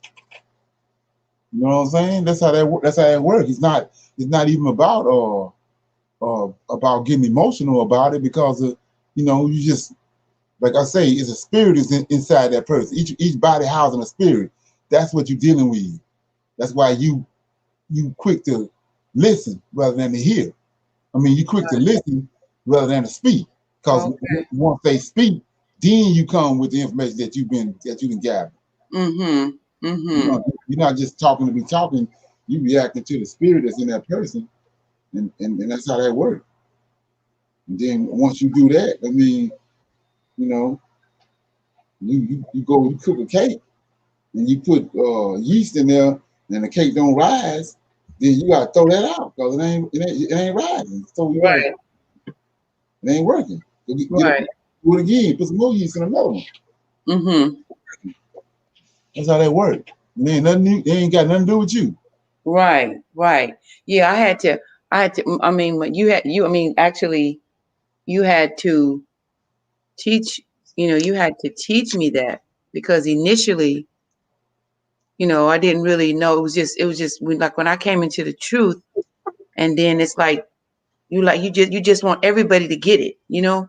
But you also have to understand that the Lord of Hosts has an element in that, and it's only if He releases His Spirit upon them, or So I had to learn, not to get so emotional, but sometimes even in secret, like when I'm just walking around town and I see my people in certain situation or circumstance, it does something to me on the inside.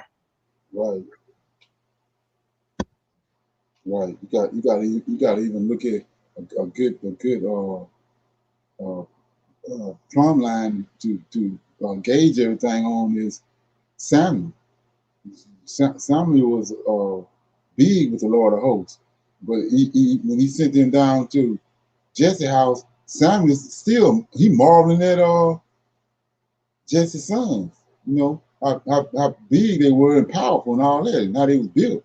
And he had to tell him, "I ain't looking at that."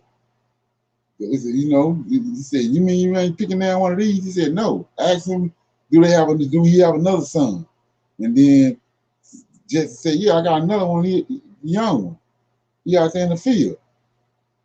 Go get him." Then he went and got him, brought him in there, and then he said, "There he is.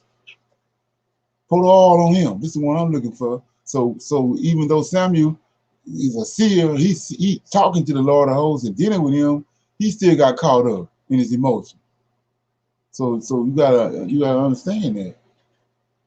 Yeah. So he just know one of those boys that Jesse had at the house was the one he wanted him to anoint, but it wasn't. It was David, a kid. Did something. Right. Yeah, the Lord of hosts always exalts the meek. Right. The Exactly. humble Right. is small. Right. Exactly. And then another thing that dawned on me is what you about dealing with these angels. How you know? I mean, you can be in a situation dealing with somebody, whatever. Even like with me, I had to go in the bathroom one time because I just couldn't handle it. Was how you be homeless people.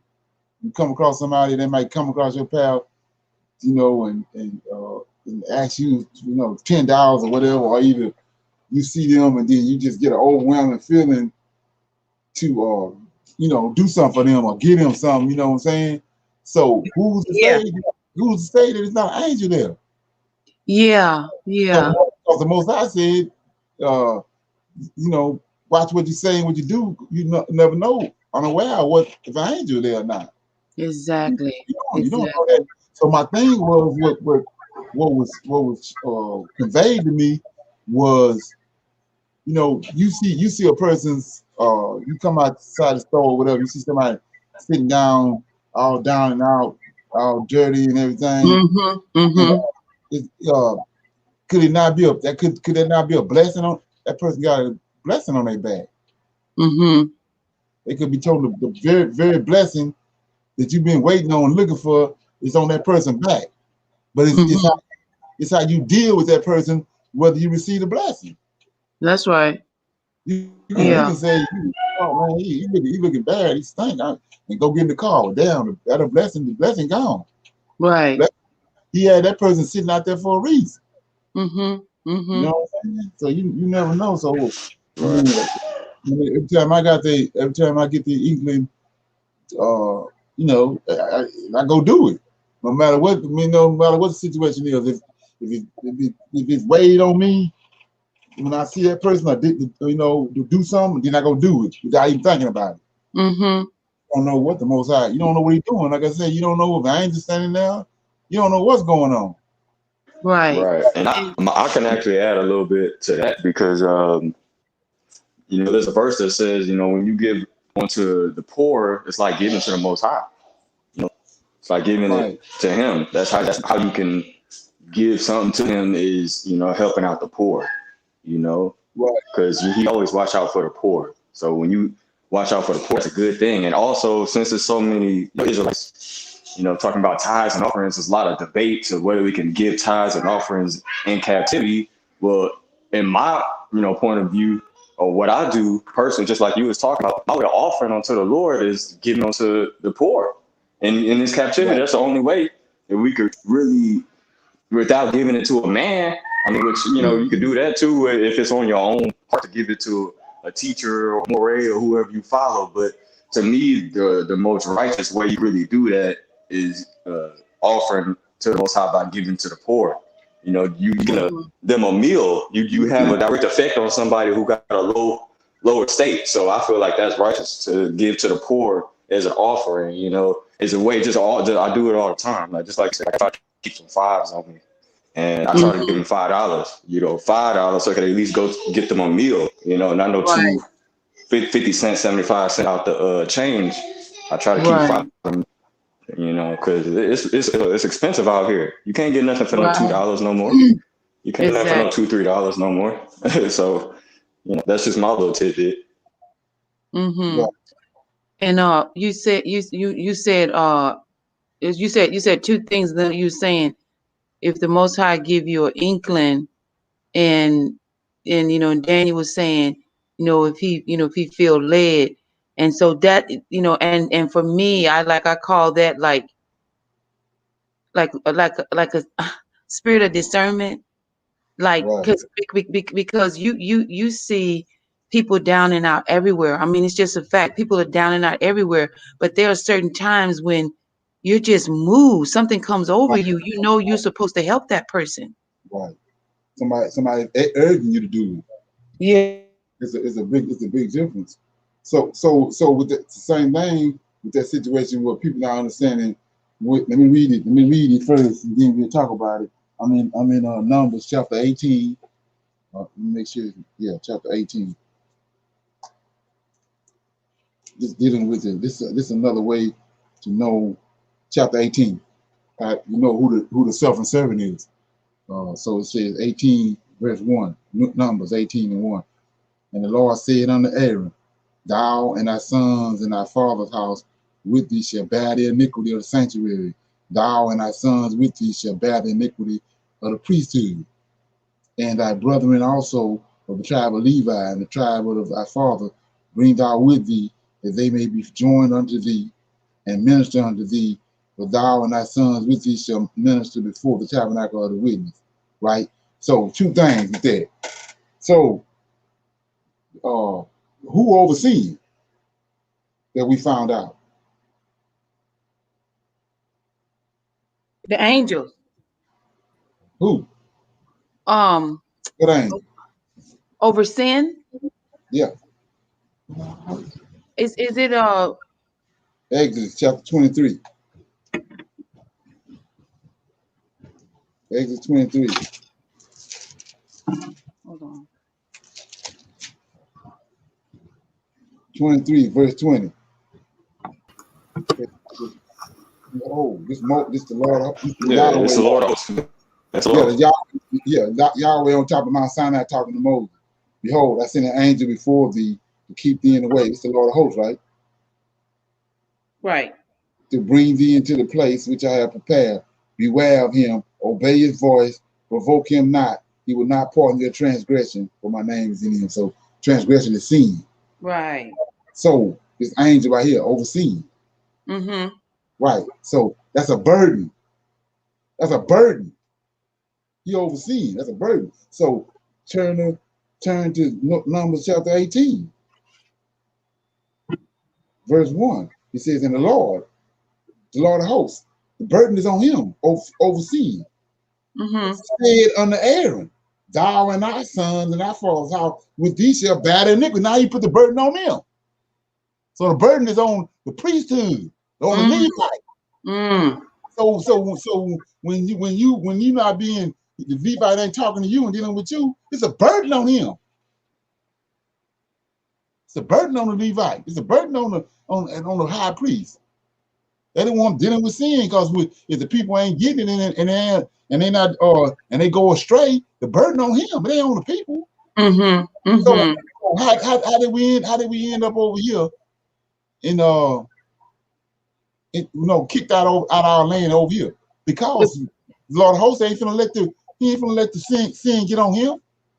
He back and forth from the right hand side of the Father, back and forth down here. So when the sin gets to a certain place, he gonna cast it. He gonna do something with it. So it's same thing with the Levites supposed to do. What he told the Levites to do? If two people get caught in adultery, what you do? Take them outside the city and do what? Stone them. Stone them and burn them, like he said. So they didn't do that. So what happened? The sin got on them. Exactly. So the Lord of hosts ain't gonna let no sin get on him. That's how we end up over here. getting hell beat out of us over here and on the transatlantic slave trade and over here in these plantations. Because he didn't let the sin get on him. The burden is on him. So he put the burden on the priest, and the priest got caught up. Right. Is that what you're saying? Had a responsibility. Right. But it's not like they didn't have no example. He gave them an example but he was doing. Right. You know, when he said something, it happened. Where he supposed to be at, he was there. When judgment needed to be come, he brought the judgment. So that's what people are understanding. And that's why he said, bring a tenth to my house for his servants, for the Levites. For what? Because they ain't got time to be doing nothing else. They got burdens on them. Yeah. So but they're not understanding that. So if you some slick rabbi or some slick mega pastor, no, ain't no burden on you. But if the Most High called you and you dealing with doing what he said do, then the burden is on you. Right. Look what happened to Jeremiah. And Isaiah, he placed a burden on them. And Leonard, when you say burden, you mean that there's a heavy concern Right. that the people get the word that was given to him by the Lord of hosts, right? Right. And then when you sitting there, okay, a prime example is I told you about the movie that I watched about Jeremiah. It was Jeremiah. The name of the movie was Jeremiah 1997, I think it was. Anyway, so when you read this, you don't get that. That's how you know these people got some more books somewhere else. But anyway, he told Jeremiah, don't take no wife, right? But in the story, when you watch the movie, like I said, they did their research. Jeremiah got a girl. Jeremiah got a woman he espoused to. Right. Yeah, Jeremiah got a woman he espoused to. He come from the Levitical priesthood, and it was a tradition that had been passed down. You know, the priesthood. He been taking in the temple, showing how everything go. He watching all this, and then it's gonna come a time he gonna do it. He got his little wife, girlfriend over there that's a spouse, and then the Most High showed up and said, "You ain't finna marry." Exactly. Yeah. I got now. Jeremiah got a burden on him, man. Your girlfriend, I'm your girlfriend. Come on now. And these burdens I got. Your girlfriend, you might as well go and go tell Ricky to marry her. Right. You ain't finna marry. Right. Don't even that. So Jeremiah kept Jeremiah trying to leave people. You hear everybody on this line that said this. When they first time they heard this information and all that, they was like, well, this is crazy, you know. Then you start trying to figure out a way to how to get away from it and try to go do something else. And what do? He come right back and show it to you in the scriptures, what was told you. Right. You can't get away from it. So that's what these prophets were trying to do. They're trying to get away from him. He following them. And he giving them dreams and visions and all that. And so they finally realized they can't get away from it.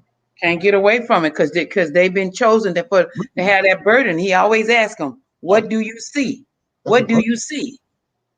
That's a burden. And so like I said, you trying to figure out what's going on with a certain person, check him out. Like I said, when they take somebody to the jailhouse, don't they take 6-7 different angles of them? When they take them take them side picture, front picture from the other side, get all these different angles so you can see what you're dealing with. Right. So same thing with that. You know nobody that the Most High dealing with, and he got the burdens on him that you can't go see. You're not gonna see it. You're gonna see it in their countenance. You ain't got to be fumbling with it. You ain't got to be fumbling with it. You're gonna see it. You're gonna see it on their countenance. Right. Like the man said about he said, why you think these black folks can sing so good? Because of the pain that we done inflicted on them through the transatlantic slave trade and all that. It comes out in their songs. That's what he's talking about. We are spiritual people. That's our DNA. Like the whole melanin system helps us to communicate you know, and even our hair. It helps us to communicate, you know, with the Lord of hosts. It helps us, you know, it's like the melanin system and the pineal gland gives us a higher consciousness than other people. Right. Exactly. You know, and so it's like you got to be aware of that though. You know, it's not something that you just take for granted. You have to be aware of that. That's what I said about Jeremiah. He said that, but once he saw that it was 69 years and that Most High had told him 70 years, he put his body under subjection. He started he fasted for 21 days.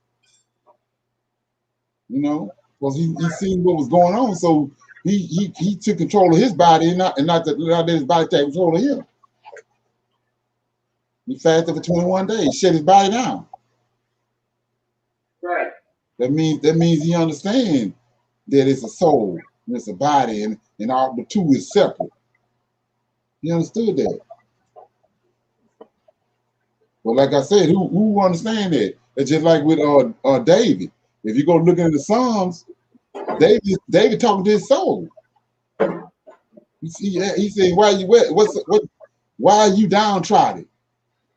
You know, stand up, gird up." He talking to his soul. Right. So who doing that? Who you know doing that now? They don't understand that. Yeah. Shoot, that's crazy. Shoot. Oh yeah. It's separate. The body is ain't no but housing the soul. So like I said before, the angels is watching. They ain't watching the body. They watching what's in the body. So a prime example of that is when David died. What did he do? The body gone. So then what he doing? You know, these angels coming down to take what? Just take this body and ascend it up to heaven. I mean, the soul, the body going back to the ground. They watching over you because of what's inside of you. They spirit beings, and what's in you is a spirit. Right. Yeah. So I got a question on what you said earlier a little bit. So you were saying like when we got cast over here to America, you know, the Levites had to sin on them, so he had to cast us away over here. So it's like most of the Levites or some of the Levites or just the Levites mixed with everybody. You know what I'm saying? So when the Most High says when the Most High was talking to them, he said the head is sick, right? Right. Israel that fell off, and he said that the body is sick and the whole head is sick. So what's the head? What's the head of Israel? The leadership, the priest. The priests and the kings, Judah and Levi. Judah, Benjamin, and Levi. That's the southern kingdom. That's the head. Oh, so Benjamin was in that? I didn't even know Judah, that there was Benjamin, some head. Judah, Benjamin, Levi. That's the head. So why Benjamin? Why Benjamin? Who raised your hand? Joseph. What's that? Benjamin is connected with Joseph, ain't it? Yeah. Who raised your hand? What two boys raised your hand? Raise your hand, Benjamin and Joseph. Okay, that's why Benjamin here. So he says. He says that Judah, the southern kingdom, is gonna go into captivity. The 10 tribes, because of their sin, went into Assyria. Then Judah went to Babylon, did their captivity. That's why I'm showing you that's all a hogwash about the 10 tribes coming over to America. They all came back. Judah did his captivity in Syria. Benjamin did his the southern kingdom did their captivity in Babylon. Then Cyrus came. What did Cyrus say? He took he conquered Assyria where the 10 tribes was at. He conquered Babylon where the southern kingdom was at. He got all the 12 tribes under his control. Then he said, "Your God told me all of y'all that want to go back, go back." So and then they went back and started sending again. So he sent Judah, Benjamin, Levi the head, got scattered over the whole world. When they came to the west coast, when you look on the maps, they were separated. They was living on this, all those different kingdoms was Israelite tribes. They had different names, but you had the kingdom of Judah that was on the west coast. You had the Shante, that was the Levites. Right. Then in between them, we know now, or that area where Sierra Salon, it was Benjamin. So anyway, that's where the slave ships came and got Judah, Benjamin, and Levi. The head, the one where the burden was on. So do we need to be concerned with, like, when it comes to the Hebrew Israelite woman, how do we know if we're Benjamin, Levi, or Judah? There should be no concern. Okay, that's what I wanted to know. Yeah. Yes. So I'm in chapter 8 right quick. I think this right here is major. Back in Numbers chapter 18 says, and the Lord said. So we, like I said, you might hear that I'm telling you that the Levites and is the southern servant, because we just see the burden is on them. So when Israel went astray, then the people that's going to suffer is the Levites, Judah and Benjamin, and especially the Levites. So on in chapter 18 says, the Lord said unto Aaron, thou and thy sons and thy father's house with thee shall bear the iniquity of the sanctuary, and thou and thy sons with thee shall bear the iniquity of your priesthood. Say, and thy brethren, see that? Also of the tribe of Levi and the tribe of thy father bring thou with thee, and they shall be joined. So there's a burden on them, and they join to them, the burden on them too. So he said, join unto thee. Now watch this. And minister unto thee. But we talking to Aaron, but thou and thy sons with thee shall minister before what? The tabernacle of witness, right? You see that? Right. Anybody see that? Yeah. It says, thou shalt, you shall, but thou and thy sons shall minister before me at the tabernacle of the witness. So what are you talking about? That's in the temple. There's a place in the temple where the tabernacle of the witness is inside the temple. So when Moses struck the rock, wasn't the Lord of hosts standing on top of the rock? Right. So he's standing up between the two cherubims, and the tabernacle of the witness is the ark. So when they up in there, he's standing up there before that. So let's look at this. So that's a place, the tabernacle of witness. So go to Isaiah 43. Then we're gonna close out. But we didn't went over Isaiah 43.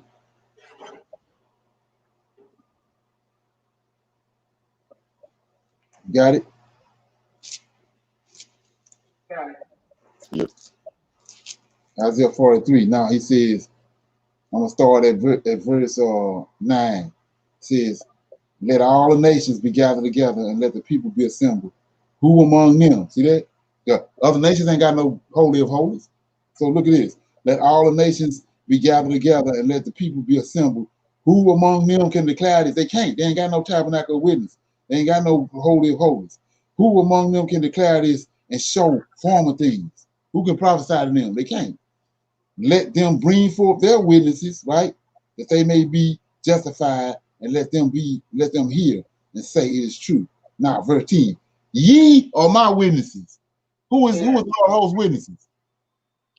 The priests. There you go. Yes. Priests, the Levites, and Aaron's seed. Mm-hmm.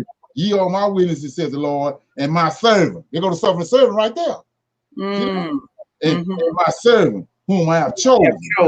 Go right there. That he may know and believe me and understand I am he. Before me, there was no form. Neither shall there be after me. So we're dealing with sin, right? We have the tabernacle of witness, so we're dealing with sin. 11. Even I am the Lord, and besides me, there's no Savior. Okay. So we don't need no Savior to come. Tabernacle and the witness plus Savior go hand in hand. Yes. So you fumbling with it if you don't understand that. Mm-hmm. So that's why he's saying that. That's why. So we see who the suffering servant is. We see who our Savior is and the Redeemer is. Right there in them and that understanding right there.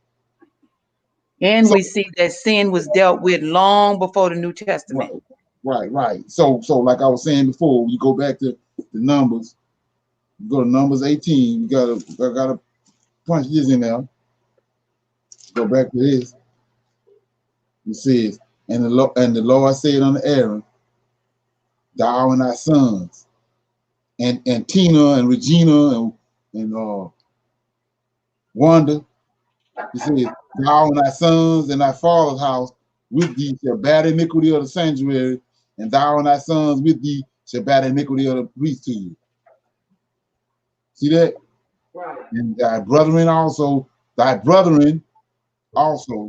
the tribe of Levi, the tribe of thy father, bring thou with thee, thou and they may be joined unto thee and minister unto thee. But thou and thy sons with thee shall minister before the tabernacle of the witness. Okay. Anybody get that?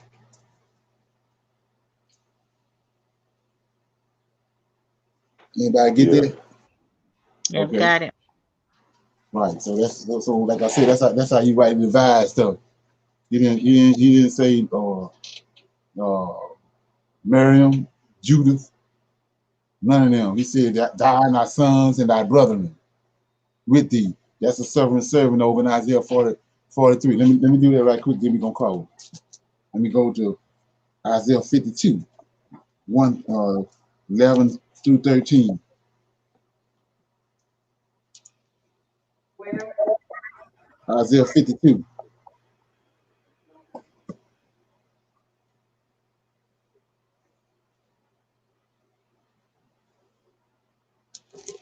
So if you coming up to Washington D.C. and they tell you it's a mile before you get to Washington D.C. So you're supposed to be expecting to see a sign say Washington D.C. city limits, right? Right. So if you're trying to find out who the suffering servant is, and you in Isaiah 52, you ought to be seeing some kind of signs, right? That's right. Okay, so we in Isaiah 52, and it says, based on what we just read. So 13 says, 52 and 13, behold, my servant, I just showed you that who he was in that 43. Behold, my servant shall deal prudently. He shall be exalted and extolled. Now I'm showing you there's more than one. The tribe of Levi and Aaron them, and be very high. 14, as many were astonished at thee, his vestige was more than was so more than any man, right? And his form more than the sons with an S on it of men. Right. 5. So shall he sprinkle many nations. The priest the one do the sprinkling. The king shall shut their mouths at him, for that which had not been told them shall they see, and that which they had not heard shall they consider. So if this Levites, the Aaron seed is over the scene, then who we got to bring back first? Got to bring back that seed. There you go. Ain't hard.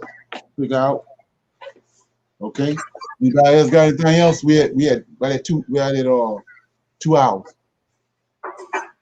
I'm gonna save my question for Friday. Okay.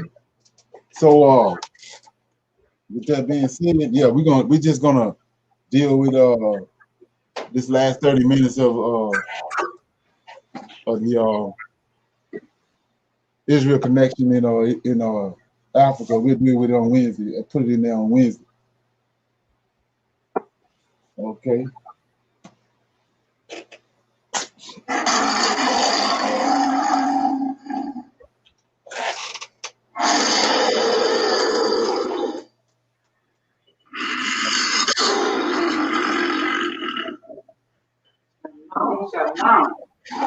Okay.